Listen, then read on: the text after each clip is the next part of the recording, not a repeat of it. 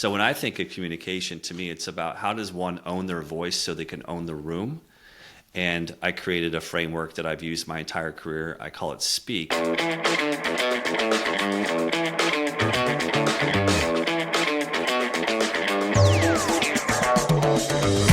Hello there, it's me, Steve Mellor, and welcome in to GrowthReady, the podcast that allows high performers to reveal the reality behind what it means to ready yourself for growth, the personal and professional challenges along the growth journey, while also allowing the high-performance executive coach in me to satisfy his curiosity toward what drives optimal performance. On this episode, our guest is Scott Ramey, keynote speaker and sales expert who, through his Speak framework, is helping folks manufacture fulfillment in a way that ensures they not only pursue growth, but they do so in the most authentic way possible. Okay, welcome back into the most recent installment of GrowthReady. Excited today to be able to not only welcome in a guest, but someone I can call a friend in that of Scott Ramey. And Scott, before we start to learn more about your journey and what it is you're doing today, brother, tell everybody what it means to you to be growth ready. Oh, Steve, thanks for having me. And yes, I echo your sentiments. It's been a pleasure to get to know you over the years. Growth ready, challenge the status quo. That's, for me, it's been a hallmark, a staple of everything I've ever done in my entire career. In many instances, it's caused pain, but in most instances, it's led to reward, and benefit me and my teams that I've managed. So I think we have to challenge the status quo to be growth ready. I love it. I love it already. So much to immediately go into with that. But I'm going to refrain for a moment because I've got you. I was just about to elaborate on this more off air, and I said, no, to heck with it. Let's start recording, because as we've gotten to know one another, I've gotten to also understand just your eagerness to break out and do what it is you're most passionate about, which is where we find you now. You're a few months into this entrepreneur lifestyle, life, whatever you want to call it. And I think what's been so cool about the evolution of my world and this podcast specifically now is that as we've grown, we've somehow started to really just resonate more with entrepreneurs. We get more people who are in that entrepreneur capacity or in that independent mindset capacity that listen to this show. And so I want to start right there, man. Here you are, just a few months into this entrepreneur life that you have now. Talk to our listeners just a little bit about some of the experience that you've had up to this point, because again, let people know how long you've now had your business, and just give us a little bit of a taste of what some of these first months can sometimes be like in your position currently. Yeah, no, I appreciate the question. First, I have to give credit where credit is due, and you're a humble human being, so you're not going to accept this well, and I know this, but I give you a lot of credit for the inspiration. Oh, I remember when you decided that you were going to start on your entrepreneur path, and you had developed your first pass at your value proposition, and you wanted to run it by somebody. You reached out to me, and I was so flattered, number one, that you did reach out to me. And then you shared with me your go-to-market messaging and how you were thinking about this. And all I could think about, honestly, Steve, at that moment is how jealous I was that you were chasing your dream. And so you've been an inspiration for me for quite some time on your journey, and watching you grow and develop and doing what you're doing and tackling this, being on stages. And so it's just been awesome to watch. So thank you for that. Yeah. So I left corporate America on May 15th. I officially started my business, and boy, I don't even know if that's even officially, but with a launch and it wasn't even a launch, just like this embarrassing video on June 7th. On LinkedIn. And so that was the beginning. And so from that point forward, it's been all about building, I like to say, the infrastructure, because coming from corporate and leading large organizations, all the pieces were in place. It was in hindsight, I probably took a lot of that for granted about things like how the invoicing gets taken care of, and billing and marketing. And I had just amazing people and teams to do most of the work I'm doing today by myself. It's been difficult. And I would say that, I have always had a history, or at least aspire to have a history of performance. And when I think of my core values, decency, trust, performance, team first, image of leadership, all these core values, I'm able now to bring them in and literally live them every single day in the spirit of my own doing. And on the day that I decided to leave corporate, it was a day where it was a conversation took place, and then I find myself with nothing planned the entire day. Like literally 9 hours of conference calls and video calls evaporated like that on my calendar. And I wandered aimlessly around the house. I literally was just kind of found myself going from room to room, not sure what I was going to do next. And then finally I came upstairs and I wrote down what I wanted my life to be like in the future.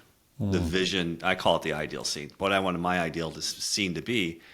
And it was independence, complete control, freedom and flexibility, and I wanted to be needed. And what I mean by that is I wanted to be able to do something to solve a problem or a pain for a lot of people. And I subscribe to the fact that we're most uniquely positioned to help the person we once were.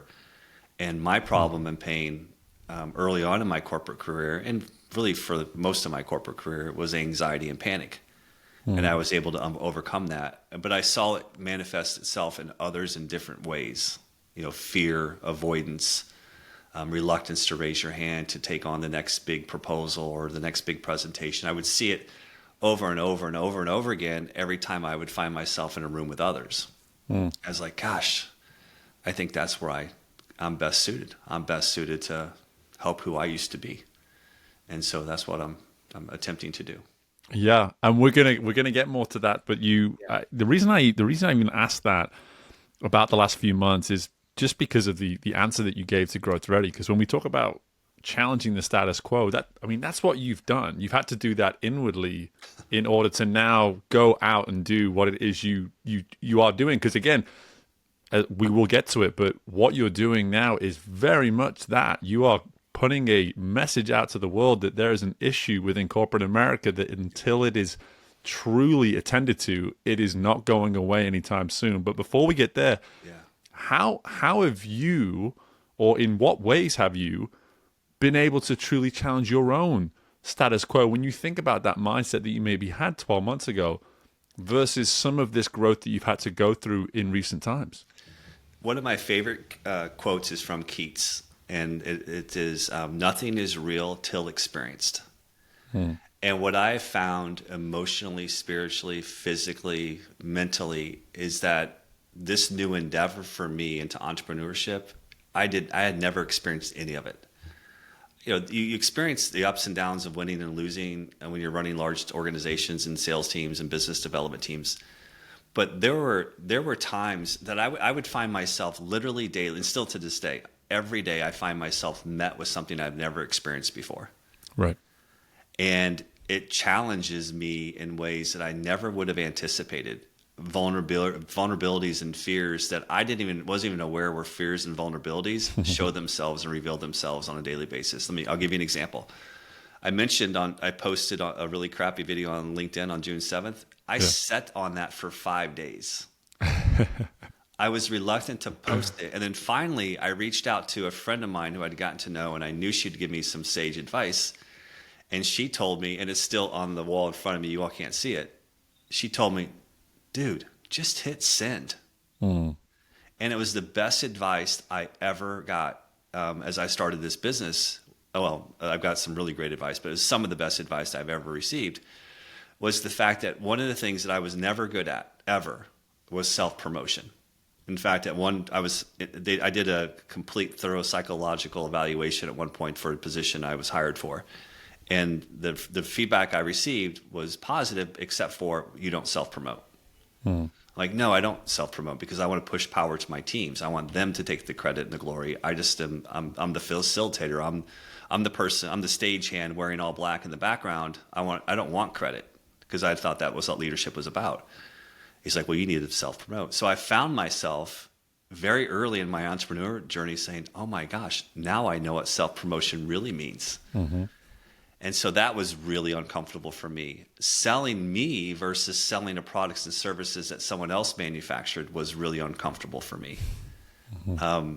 Knowing that it started and ended with me was really uncomfortable for me. Not that I would ever hide behind, because I'm a huge accountability person and believe that it begins and ends with you always as a leader.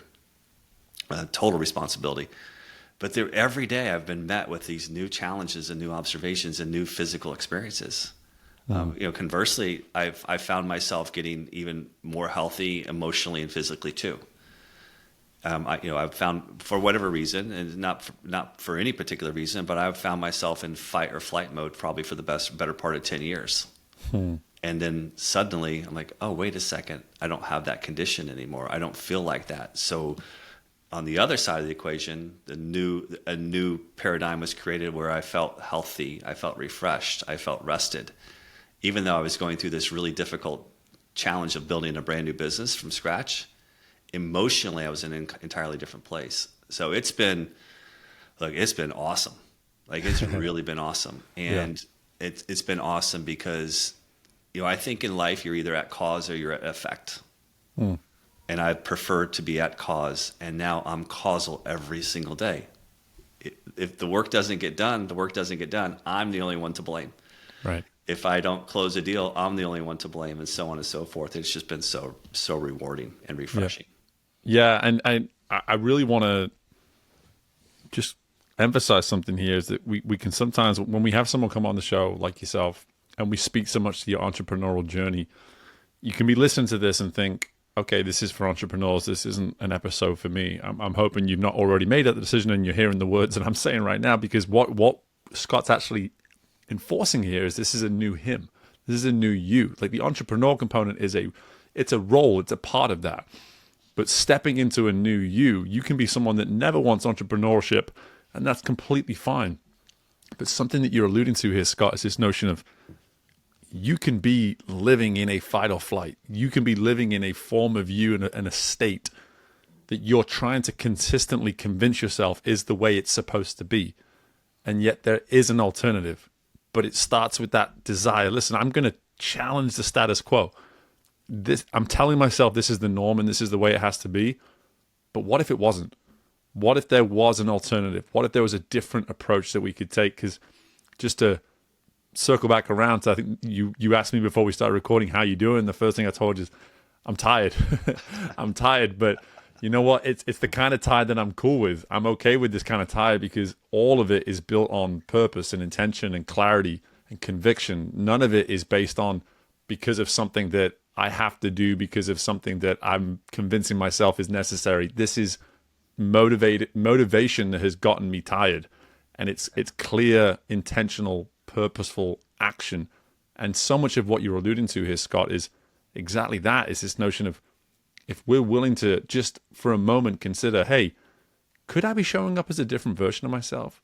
Is there a version of me that, were I to just simply consider what that might look like and to invest in that version of myself, what might the results be? And we're hearing that great things can happen even in just a matter of months from your own experience, right? It's really well said, Steve. I mean, I think where I am now is finally in touch with my parasympathetic nervous system, where I'm at a level of calm and understanding about what I really want in life. And so, I had a case contour, I'll call it, because I think there's a rational self and a irrational self, and they kind of run parallel together, and we all bounce between the rational and the irrational. And I think what I've learned about myself is that what I would ultimately try to chase new roles and new companies and new responsibilities and new jobs, whatever it might be, because I thought somehow I was going to be more fulfilled. And that I was motivated by the financial aspect probably more than anything. I'm very grateful for the life that I've lived up until May 15th, and then up until June 7th. I'm very, very grateful for what it has afforded me, my family, and all of the benefits. But I was unfulfilled. And I would look to try to manufacture fulfillment, but I would still be unfulfilled. I would realize that I was I wasn't entrepreneurial. I was intrapreneurial in large organizations, and I would take ownership and responsibility for my teams. I would do my very best to serve my teams, but I was still unfulfilled. And it wasn't really until I became independent and an entrepreneur, and I really sat down authentically and asked myself, what is the most important thing to me? And it was independence and control and freedom, flexibility, and a desire to fulfill other people's needs. That was most meaningful to me, and it put me in an entirely different position. So now everything I look through, the lens every morning I think about is, are my actions today going to serve the future me, not the former me? And I mean, everything goes through that filter, every action I take. And I can also tell you that every morning I wake up, there's nothing on my calendar that I don't want to do. And that's such a huge departure from the days of old. Yeah. So it was, challenging the status quo for me. It was really also about, like, what's the most important thing to me? My family's important to me. You've met one of my daughters. My family's super important to me. And we were talking, it was interesting with the holidays coming up. We were talking about, I was at dinner the other night, and everybody was talking about last Christmas. And then remembering and recalling it super fondly in these different events and these moments. I couldn't recall any of them. And so I asked, I said, why can't I remember any of these moments? And it was because I was working on a really, really, really volatile issue with a very important client every single day, except for Christmas Day, up to 6:30 on New Year's Eve in the evening, where I made the last call to the client, telling them that we resolved the issue. I worked 7 to 8 hours a day, every day over the holiday last year. Yeah. Now, I didn't have to do that, but as a leader, I felt like it was my obligation to be connected to make sure we resolved it. But that just gives you a sense about how my priorities were completely out of whack. Yeah. And again, there's great experiences, and I don't regret a moment of my career up to this point. But I've reframed what I want, and what I want is freedom and flexibility, and I want to be in complete control of my future destiny. Yeah, yeah, and there's a boldness that comes with that, and it's not spoken about enough. I think sometimes we maybe just say, hey, from a simplicity standpoint, just figure out what you want. Just figure out what you want, and it's not an easy answer. It shouldn't be an easy answer, honestly, if it's really going to be that thing that drives fulfillment. Because I love how you actually describe it as manufactured fulfillment, when really, if it's manufactured, is it fulfillment? And so, like, that notion of, like, it should be organic, it should come from a place that is just so authentic, that it is just so natural.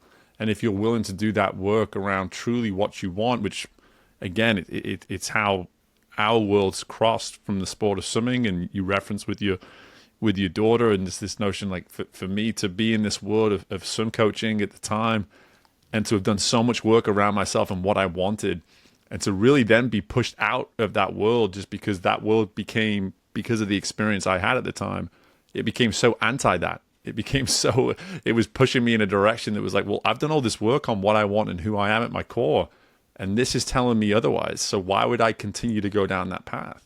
Get away from that path and start to truly figure out what kind of path can get me to what I want and what matters most in my life. Again, it doesn't have to be entrepreneurship. It's just that willingness to be bold enough to ask the kind of questions that are going to allow you to get clear on this. And to your point, it's once we get clear on it, it just becomes that daily reminder. How disciplined can we be about reminding ourselves intentionally as we start the day, so we no longer get distracted from what is hopefully going to fulfill us over time? Mm-hmm.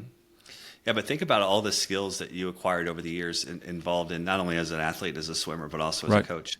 Right. And that's the thing that I really, and I mean this with all sincerity, I sit down every evening in gratitude to think about the skills that I've accumulated because of people who've taken interest in me, mentored me, directed me, guided me, teammates who help lift me up, make me better, stronger. I mean, I would not be in this position to do what I'm doing today, and if it weren't for all of the lessons I've learned and challenging the status quo throughout my entire life journey to figure out how can I constantly improve, get better, and improve my skills across the board. And I'm far from a finished product. I'm 52 years old, and I've got a lot of tread left on the tires. And and it's just exciting to think about what I can continue to learn, and especially now with this complete about face from a corporate executive to an entrepreneur.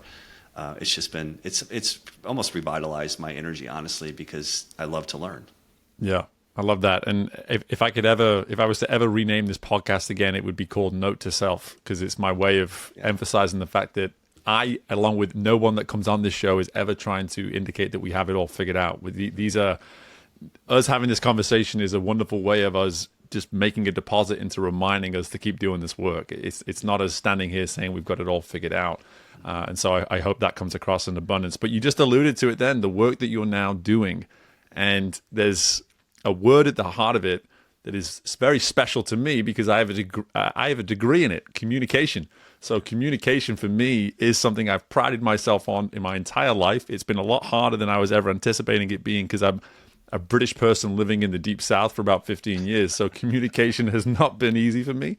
However, I do know the role it plays and the effect it can have. So one thing I love doing whenever someone has a key word like this that's at the heart of what they do, I always just like for you to frame it for us specific to the way in which you're addressing and you're doing your work around it. So Scott, for me to sort of address, hey, you're doing all this work around communication, frame for our listeners exactly what you mean when you address something like communication. Yeah. So for me, it's more speaking and selling. That's really how that's where I cut my teeth, and that's where I have observed a lot of professionals.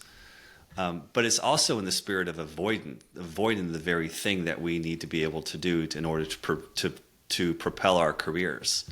So I referenced this earlier. Like I had my first panic attack when I was 19 years of age, and it was in the context of departing one school because I had been injured for 18 out of 24 months. And I'll never forget that experience of just losing your breath, having no real comprehension of what was taking place, sweating so profusely that at the time I had hair, my bangs were sticking to my forehead, and just feeling completely disconnected from my body. And I also remember feeling like, I don't know how I'm going to get hired. How am I going to move through my career? What has happened to me, and why am I so broken?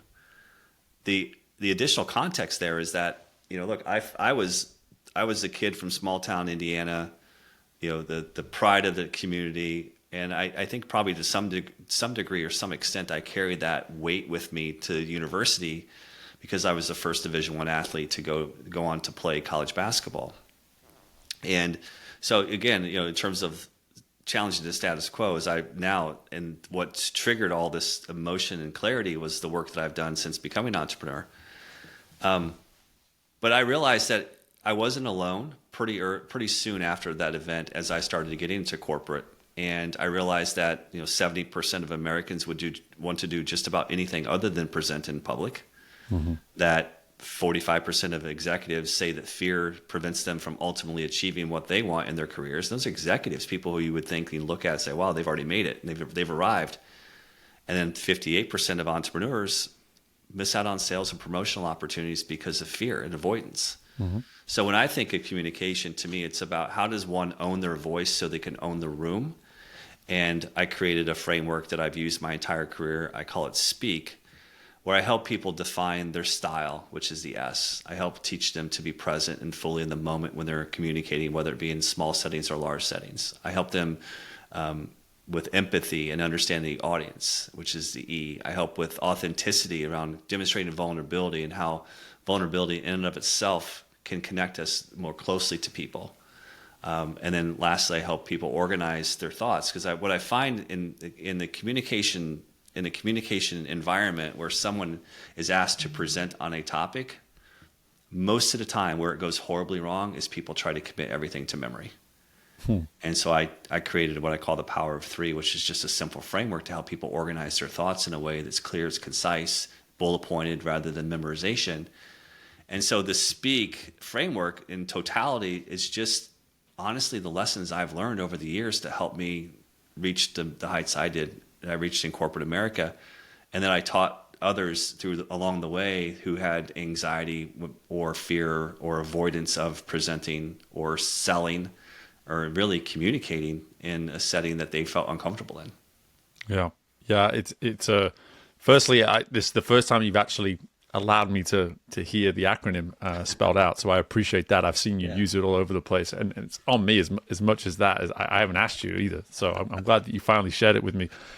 The first part of it, the style component, I immediately gravitate towards that, because when you look at the rest of it, for someone to really get comfortable in their style, there's a lot of work they have to do in those other four parts. You know, that notion of like being comfortable and being comfortable enough in yourself to be present in the room, you know, to work around putting yourself in other people's shoes, being authentic, and then just that general understanding of what you want to talk about. You know, the style component, I'm really curious when you address style to a person for the first time, what are you typically having to maybe navigate with that person? I think it's around definition of what they want their style to be. So we ask questions. You know, typically I'll start the exercise with the memorability experience. Say, okay, think of a speaker that you've heard, that you watched, that you experienced in your career, your life, and write down 3 characteristics of what you recall. What do you remember? And literally 90% of the time, it's about a delivery component. Like, oh, they had great energy, or sometimes you'll hear they told a great story, or their voice, or the way they moved, or their enthusiasm. Most of it is around components of delivery. So I think of it like this, Steve, in terms of how do you define your style. The major areas of opportunity, if there were just 2 areas to focus, so if the audience is listening, say, hey, that's five letters is too many, but if I were just to focus on 2, is what do you say and who do you be? And who do you be is you, authentically you. Like, I think there's so many flaws in the way that we're teaching presentation skills. You know, and I follow this obviously pretty rigorously on social media, is we're often overloading people with rules. Do this, don't do that. Put your hands there, don't do it. Move here, not there. I prefer method because it frees people up to be authentically themselves. For style, and this is kind of how it originated. I'll never forget, we were at a top producer event back in the day, and we were at this beautiful resort.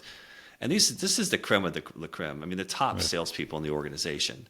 And it was a bit unruly.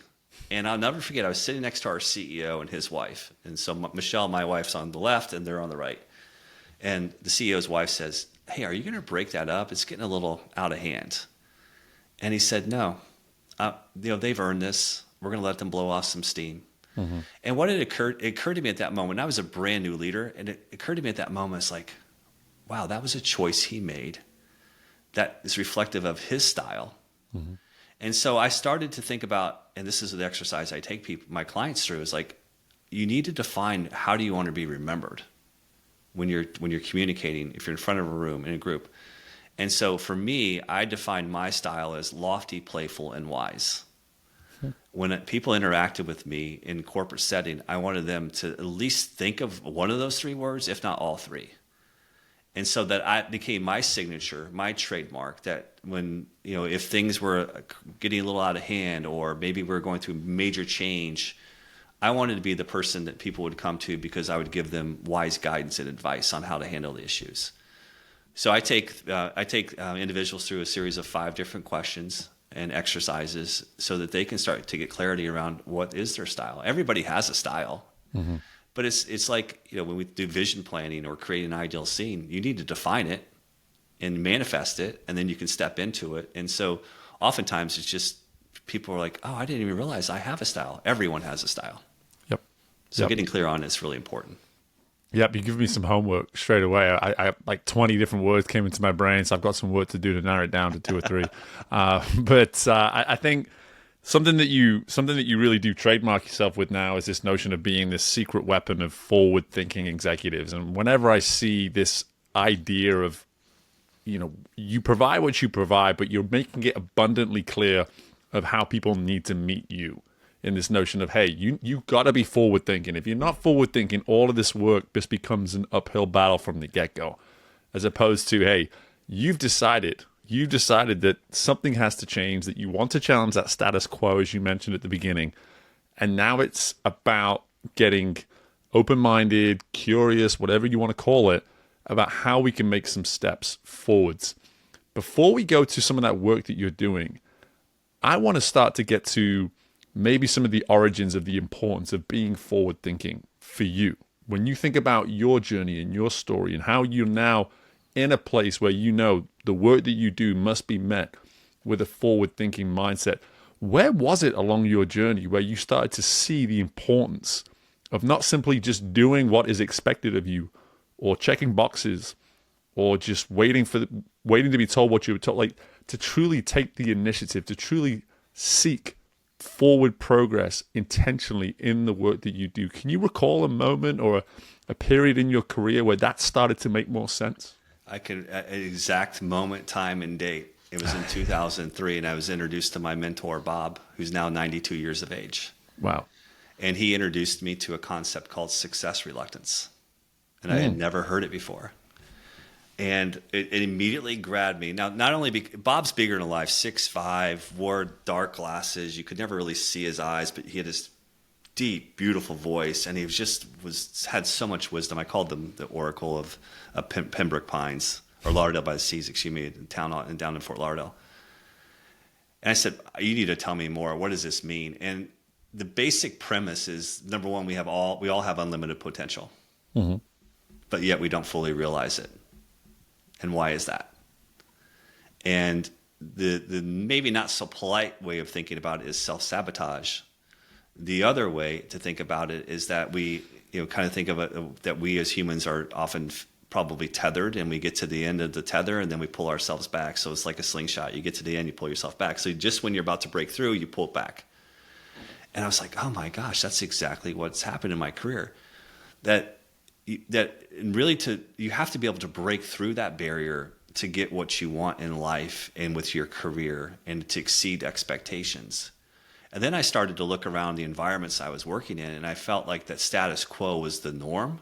And that's where the spirit of challenging the status quo from. So Bob's to give credit for the fact that and it's probably maybe a characteristic that wasn't necessarily helpful for me in times too, because I would celebrate successes, but then I would always think, okay, what's next?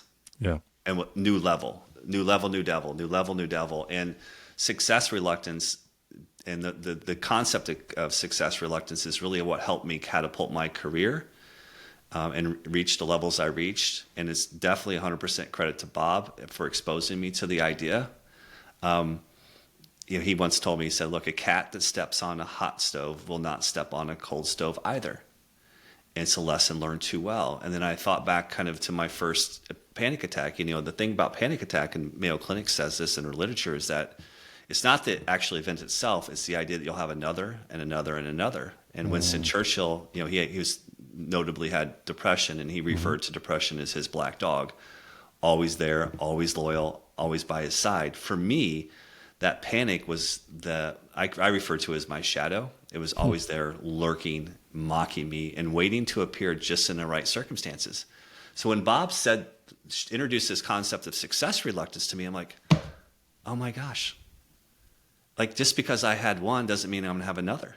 And then I started to free myself up, and I'm like, okay, well, what does unlimited potential look like? And what truly does it look like? And can I manifest and create it? And so I'll never forget that moment. It was in an office down in Fort Lauderdale, and he introduced me to the concept, and it changed my life. It literally changed my life. Love it. Love it. I now have another assignment just to go read more about that. But I think immediately my mind is drawn to, I think about the last 10 years of my life, and nothing has driven me insane more than watching potential wasted. Like, it's the one thing that just has always just eaten away at me.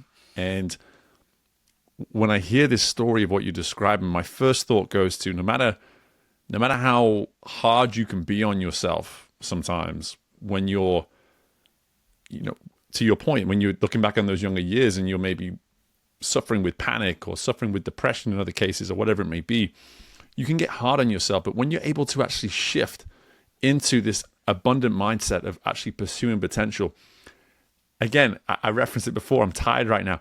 My tiredness comes from my pursuit of my potential. Yeah. That's where it comes from. It's not so much like I'm being hard on myself because of something I missed or a problem that occurred. It's that sheer appetite to go and see through this idea, this vision, this dream, what is possible. And I'm hearing that here is this notion of how can we actually get so aligned with our potential to where it becomes the driving force behind anything and everything that we do in our world. Of course, we have to be careful. We don't want to fall for that high performance mistake of never truly being satisfied, or not appreciating success when it comes along. But my point there being is just when we actually connect with that potential on some level, it will be the driving factor you've always been looking for. But at the same time, you will probably like want more for you than you've ever wanted, because you see the abundance, you see the opportunities and the possibilities that are now in front of you. Yeah. The other thing Bob shared with me, and if you don't mind, I'd love to share it with you in the audience, is in the context of fear. And he, look, I went from, it's kind of an interesting, I went from loving the spotlight as a young student athlete to doing anything I could do to avoid being in the spotlight, to now being back in the spotlight in my corporate career as I aged and got more mature. Bob used to talk about the idea, and I'd come to him with complaints about a coworker or maybe a stubborn position the organization was taking because they were just comfortable being comfortable. And I was like push, and I was carrying. It's interesting. So I would carry the same burden that I felt like I carried to New York from small town Indiana, like the hopes and dreams of my community on my shoulders. I would carry that same energy into organizations. Like, I'm going to fix it. I'm going to turn it around. And you look around, there's 28,000 people in the company and you're one person. Mm-hmm. But Bob said to me one day, he said, look, a thing, whatever that thing is, will persist until it's admired. I'm like, oh. Wow. So I learned to appreciate that everyone isn't going to have the drive and motivation and desire that I'm going to have. And in order to affect change, you have to be able to create, I call it the 4 pillars of authentic connection, but you have to have affinity, communication, shared experiences, and vulnerability with people. Mm-hmm. And if you really start to implement this and look at your relationships and scan kind of your close group that you need to help influence to get to your objectives, like you better make sure those 4 elements are there. And if they're not, you got to do whatever you can to build those relationships so you can foster growth together. And so, yeah, a thing will persist until it's admired. I'm like, oh man. And that's, by the way, anything. So, your crazy mother-in-law, or presumably, Barb, you're not crazy. It's just an example. Whatever it is. And so I learned to admire even my weaknesses and my vulnerabilities and what I viewed as not ideal situations or characteristics. I started to admire that and appreciate it and have gratitude for it. And then I could refocus my energy where I needed to, that's on moving things forward. Hey, was Bob referencing a book or anything? Is this man just like, a secret, the secret bag of wisdom is incredible. I love these one-liners. He's my secret bag of wisdom, and I'm forever grateful for him. That's it. Love it. Well, let's talk about this notion now of really meeting those that are forward thinking. And it's the beautiful thing about this podcast is that you have a very warm audience when it comes to that. People really don't listen to the show that aren't forward thinking. This is just not their vibe if that's the case. So, here you are speaking to people who are forward thinking, and here you are as someone that is truly intentional about shifting where they can go and how they can communicate because they are forward thinking. If you've got someone listening to this right now that knows that there's a level of communication that they can find and discover that they've yet to try to pursue, how might you initially engage with them in the sense of what are some of those initial insights? What are some of those initial ways of encouraging them to just consider the power of this kind of work? Yeah, it's a great question. I think that one is you have to be true of evaluating where you are in that cycle or that continuum. I mean, be really kind of brutally honest. And you could do that with just a quick video of yourself and listen to it. You could, what I would recommend is really do 4 things. So take a video, record it. First time, listen to it without watching. So kind of turn your back to it. The second time is just watch it with no sound. third time, watch it normally, and the fourth time, watch it on high speed, because the high speed will show you tendencies and nuances about your communication. So that would be step one. Just kind of get a sense of where you are, and that's where I start in every workshop with one-on-one or group. It's like, hey, let's just get a basis for where you are. And the second is just focus on increments of betterment. Like, we have a tendency as humans we want to go from here to here, and we want to do it now. And, speaking and doing it really well, and particularly in front of a group, takes years of practice. Yeah. Years of practice. I mean, I can't tell you the number of presentations I've done, both formal and informal, over my career to kind of hone my craft. And you can appreciate this with what you're doing too, Steve, as well. Like, you just don't all of a sudden show up and just crush it on your first speech. Nope. And then, as I said earlier, if there were two areas of focus, just in terms of steps to take, is first focus on structure. Just making sure, and again, on my website, I give away the power of 3 in terms of on the landing page that you can go and get it for free. Just focus on structure first. So get really comfortable distilling down all the information and knowledge you have in a way that's clear and concise in a bullet point format. Have 3 goals. Understand what you want the audience to do. Understand what your key message should be, and understand your purpose. And the purpose could vary: educate, teach, persuade, whatever it might be. But start there, and then focus on just being authentically you. Yeah. Don't watch a video of Tony Robbins and say, I want to present like him. Yeah. Because it's just out gradient. Focus on just how you can be authentically you in a way that you communicate as yourself, because that's going to drive more people to really want to learn more about you, understand who you are, and then trying to be somebody else. And I just have seen it over and over again where people just try to be somebody they're not, like overly dramatic vocal range or overly animated, and it just comes across as disingenuous. And I think the best way is to be authentic. Yeah. Man, some awesome insights there. And something that I think is so worth pointing out here is that if you're listening to this through the lens of like, hey, I don't want to speak on a stage, Scott. It's just, well, that's okay. As long as you're speaking to people, as long as you're showing up in a room and speaking to people, everything that Scott just suggested is worth doing. It really is. I mean, I was one of my favorite bits of feedback when I first started speaking, because it's something that I know I've always done, and it turns out it becomes an exaggerated component of what I do when I'm speaking in front of a larger room. And a guy just looks at me and goes, Steve, stand still.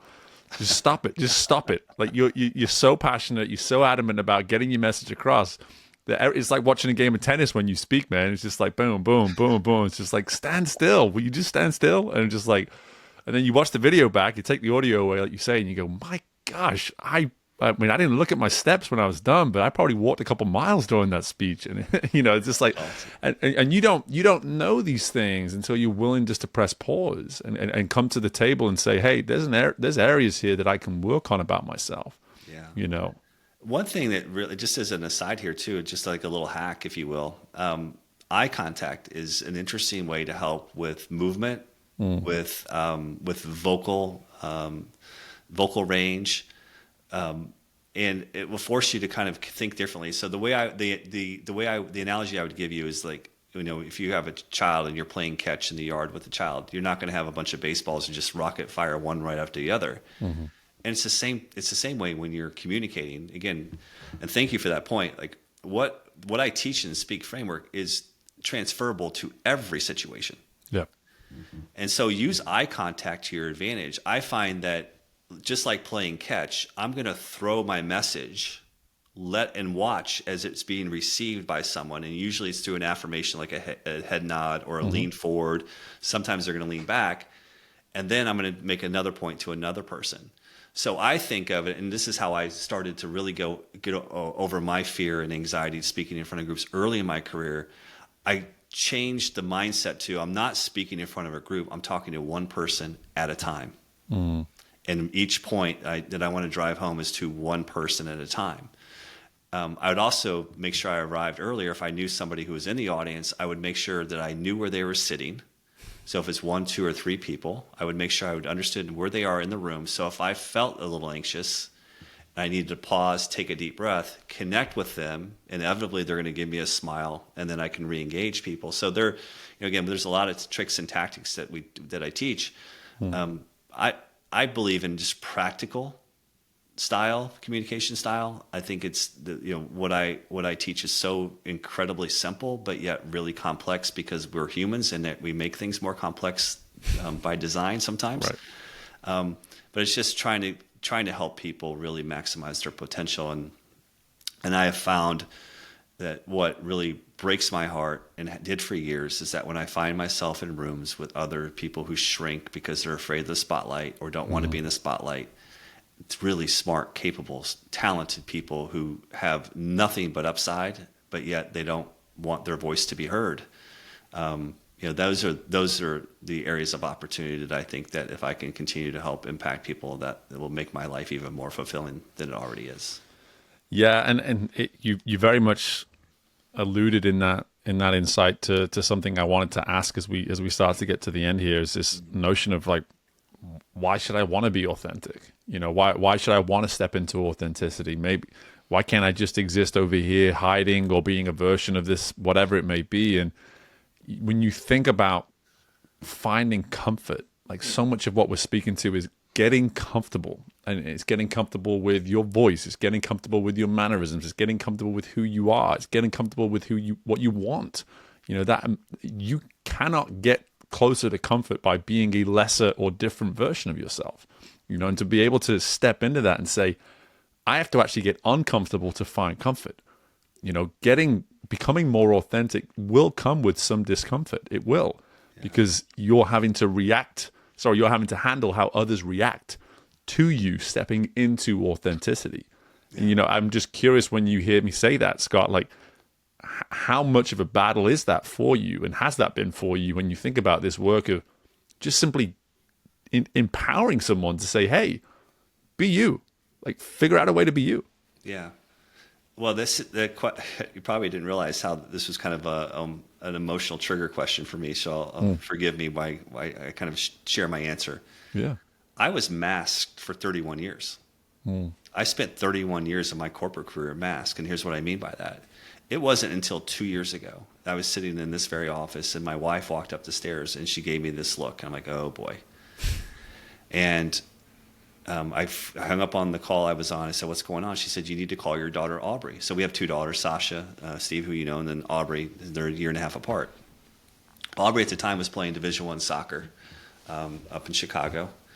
And she said, you need to call Aubrey. And I said, what's going on? And she's like, look, she just left a sports psychologist, and the sports psychologist is recommending she go on antidepressant or anti-anxiety medication. I was like, wow. And if my first thought as a dad, with what I have been through, I'm like, oh boy, what did I do? Yeah. You know what I mean? Like, what have I helped create here? I quickly got over that, but admittedly, that was my first reaction. Mm-hmm. The additional context here is that not only she just left a sports psychologist and they left her with a decision to make, but she was benched the week before for giving up 2 goals, making 2 it's hard for me to say this as her father, but she made 2 mistakes and she probably deserved to be set. Yeah. And she had just flunked a speech class. So it's like this conversion of events. But before I called her, I just sat quietly for a few minutes and I said, what would I have wanted to hear when I was 19 and after I had my panic attack? Mm-hmm. And so I called her and I said, hey kiddo, how are you doing? And she said, not good, Dad, not good. And she was crying. I said, I understand. I said, Mom kind of updated me on what was going on. I said, look, you need to know something that no one knows but your mother. I've said I've had anxiety my entire life. And she said, what? I said, no, your dad has had anxiety his entire life. And she said, I had no idea. I'm so sorry. And I said, kiddo, it's okay. I said, I also want you to know this. You're not broken. You're not broken. Now, it's not going to be easy, but we can work through it. I said, I can't make a decision on what you should do or not do with your meds. That's your decision. I can't help you on the soccer pitch. You guys are going to have to sort that out. But I can help you with your speech. So hang up, FaceTime me back. And she did. And we spent an hour. I taught her the method I teach today that I taught my entire career. And she went the next night and knocked it out of the park. And she called me and she said, "Hey, Dad, I just crushed it." I'm like, "Great." She said, "Teacher asked me if I was going to share my secrets." And I said no, and she walked away.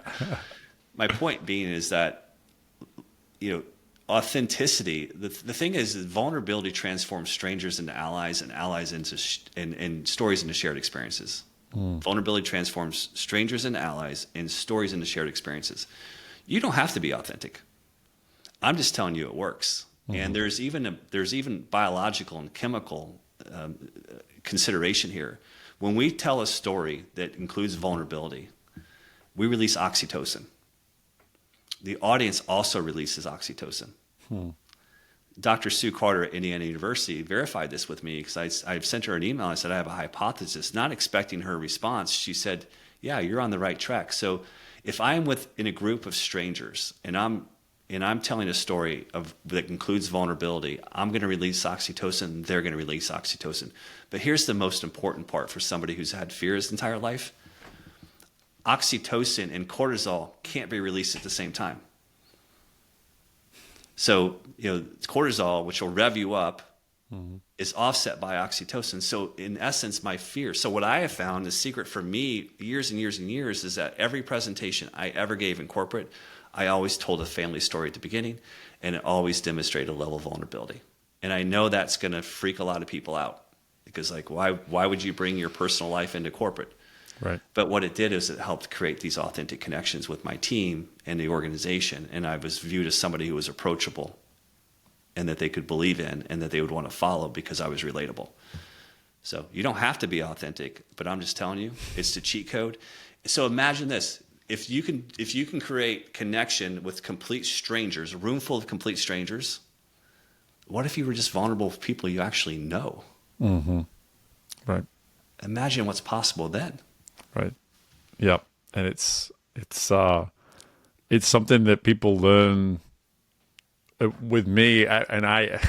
Whenever I just grab coffee with someone, it's never just grab coffee. Like I just, if you ask me a question about something, I'm probably going to give you a much deeper answer than you were expecting. It just, and for me, it invites a person in. Occasionally it scared a couple people away, but it invites a person in, and it allows for a more meaningful conversation and typically an opportunity to have greater impact in those moments too. And Scott, I mean, there's so much power, there's so much true value to everything that we've spoken through this entire discussion. And I think it makes so much sense for anyone who's remotely hesitant about how they show up and how they can better represent themselves in front of other people, specifically as a leader, to be just considering why they should be doing this work more intentionally moving forwards. And so if there's any sort of just final words of encouragement that you can give to someone who's just like, "Hey, just help me out, Scott, give me one more insight that's going to make me see completely clearly why it is this is something that I need to make a priority," share that with us here in closing. Well, I think one is that if you happen to have a black dog, whatever that black dog carries with it, whether it be depression or fear or avoidance, I would encourage you to let the leash go. I really would. And I would also say that if you find yourself like me that have a shadow, I would say walk into the light, do it as fast as you possibly can, and the brightest light you possibly can find, because it won't create a shadow. Yep. I mean, it's really, really important for us to show up and be who we truly are capable of being, more so for ourselves than anyone else. Yep. And if we unburden ourselves of avoidance and fear, it's absolutely beautiful what can happen in our lives and our careers. And the two aren't distinguishable. Literally, for me, my personal journey is when I've unburdened, unmasked myself, now I'm really living my authentic life. It's beautiful. It's beautiful to hear, to see. And folks, there's an encouragement to be a bit selfish there, and that's okay. Like, just focus on you, take care of you. And the beautiful thing is the benefit will be everybody around you, and so just start there. But Scott, I knew it would be an absolute pleasure, and it's been even more than that. I really enjoyed this time. But before I let you go, where can we all learn more about Scott Ramey and everything that he's providing today? Yeah, so I'm a bit of a serial poster on LinkedIn. So Yeah. It's working, brother. It's working. well, it seems to be working. I'm also available on Instagram and Twitter and Threads as well. But LinkedIn is really the place that I tend to live more. And then my website is www.thescottramey.com. And look, my goal is to just inundate the audience with as much value as I possibly can. And if you want to book a free call to chat with me about any problems or concerns, you can do that via my website. And I'm happy to help in any way, shape, or form. Beautiful. Well, all that information will be in the show notes as always. Scott, proud of you, excited for you, and just can't wait to see what the future holds for you. So just best of luck with everything, brother. Thanks, Steve. Appreciate you having me, man. And my thanks again to Scott for joining us on the show. Wow, awesome content. So appreciative of Scott and his time and his insights, his vulnerability, his stories. Of course, I'm going to put the word authenticity right here at the end again as a reminder on your way out to double down on authenticity. As you're hearing this, we are right at either the end of 2024 or the beginning of 2025, depending on when you listen to this. And you have an opportunity. You have an opportunity right now to consider what the power of authenticity could do for you in your life, in your career, if you were to truly make it a priority from this point out. You heard it from Scott. You can choose to do it. Whether you do or not is up to you. But if you do, you'll benefit from it. So I encourage you just to think about, from an authentic standpoint, what part of you are you hiding? As opposed to this version of you that you're becoming, what if you were just to start there? Is there a part of you that you know you are hiding from the world, that those closest to you, if you were to ask them, hey, is there a part of me that I'm hiding that the rest of the world should see? I'm really curious to learn what you might come up with, because I can't help but believe that there's a version of you, there's something about you that you've yet to reveal to some people that you, if you were to, not only would they look at you differently, but they would actually look at you as more approachable because you're more real, you're your true self. So I want you to start there. Ask a difficult question along the lines of, what might I be hiding from the world right now? That if I were just to take a little bit of a gamble, let's say, or a little bit of risk, or just see things with a little bit more bravery in the new year, what might I learn about myself just by stepping into this version of me, this part of me that for whatever reason I've yet to reveal to the world? So identify it and see if you can step into it in the weeks, months, and year ahead. I'm really curious just to see what you might learn and benefit by doing so. But folks, awesome content. Thank you again to Scott. Thank you, as always, for listening to the show. The show has had an absolute, just historical year.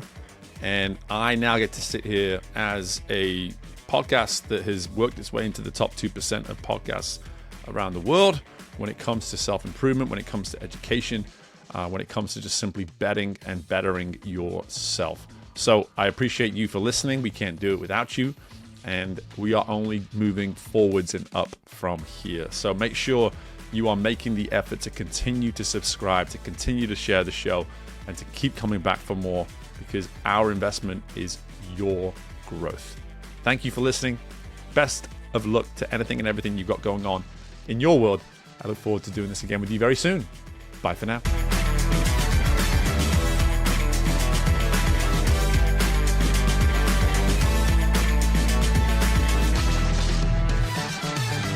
Thank you for tuning in to GrowthReady.